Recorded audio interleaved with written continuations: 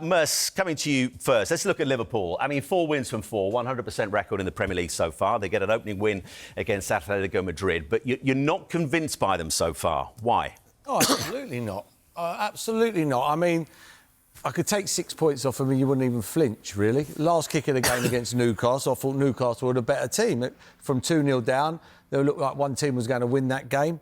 Arsenal game, I thought Arsenal were very, very comfortable, bar an absolute worldie. It's another 2 points.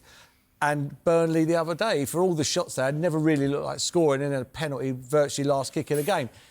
They're just getting over the line. Yeah. Champions get over the line, don't get me wrong.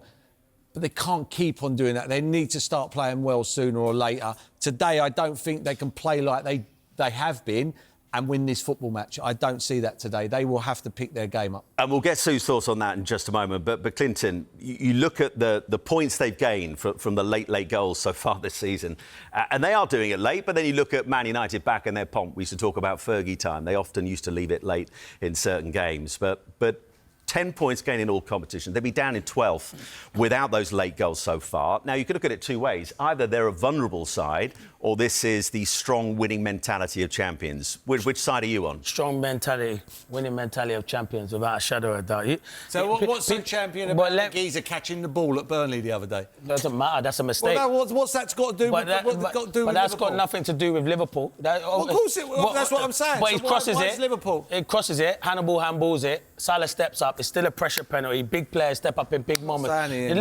Liverpool, they can't help it that Hannibal's handballed the ball. What I'm saying to you is, at the end of the day, they are winning football matches. People can say they're not playing to their potential. So I feel sorry for every team when they start playing to their potential than if they're getting results now. Because if you look at the run of games that they played at the moment, they've been difficult games, really difficult games. I think they're playing ever so well at the moment. You can say that in midweek when you can say they were 2-0 up. Atletico Madrid come back, it's 2-2, and they big players step up in big moments. Van Dijk with a fantastic header. You can't keep on relying on that. You're saying you can't keep relying on it, but at the moment they're doing it. It can't be luck. It can be luck the first time, but it can't be luck how many times we've seen it so far this season, can we? But Merce, isn't the worry, and I'll come to you in a minute, Sue, so I know you're championing the bit, you're going to be watching this game. Isn't the worry for the rest that I think most would agree that this side is yet to fully click? Bertz is on the bench this afternoon. Szoboszlai moving back into the usual place he has in the team. That's the worry for the rest, isn't it? Because if they're 100%, albeit late goals, and they haven't truly clicked yet as a team, and Isak's still coming back to full fitness after no pre-season, that's the big concern for the rest, isn't it? I wouldn't be surprised if we're sitting here in December and Slot still doesn't know his best team. Because of the vast array of options. Too much vast. Yeah. You know, if they go and win this game today, does that mean Isak don't play next week? Probably. You know, all of a sudden now you've got their two biggest signings in Wits and Isak are both sub in one of the biggest games that Liverpool play all season. This and Man United, it's their biggest games.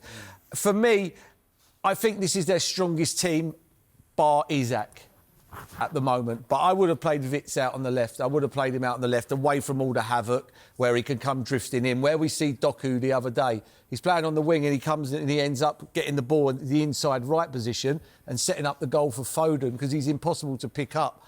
At the moment, I think it's just a little bit tight in there for Wits. But again, now they're not playing. But no, I don't buy into that. I don't buy into that. When they get going, that'll be it. I think if Arsenal get 4 points from their next two games, Arsenal will win the league. 7 points.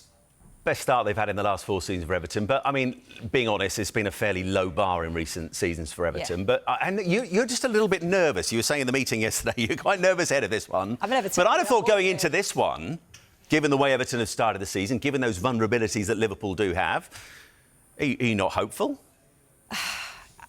It's been a good start for Everton, and I think when you look back to last season, as you mentioned, I think 4 games in, they were bottom with no points. So, of course, it's much better than that. I think the difference this season is Everton are going to win games. I think they've got that creativity and quality. You know, the likes of Grealish, Dewsbury Hall and Jai have been brilliant.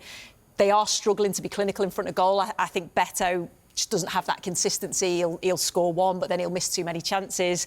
And I think Barry, who they've brought in, is still a work in progress. So, yeah, there is more positivity, I think, going into the game. But, you know, I think when you just look at Liverpool, it's fair to say that they've not been at their best. But the fact that they've still got that 100% record, the fact that they've had so many new players coming into the side, I just think it's going to take time for them to gel. So once they do gel, because you can see patterns, you can see glimpses of the quality that they've got, and you just think once that clicks and clicks continuously, consistently, they're certainly the team to stop. But you're thinking also, surely at some point for David Moyes, that record he has at Anfield, which isn't exactly one you'd be too envious of. It's been a luckless hunting ground for him as a manager, both for Everton and West Ham.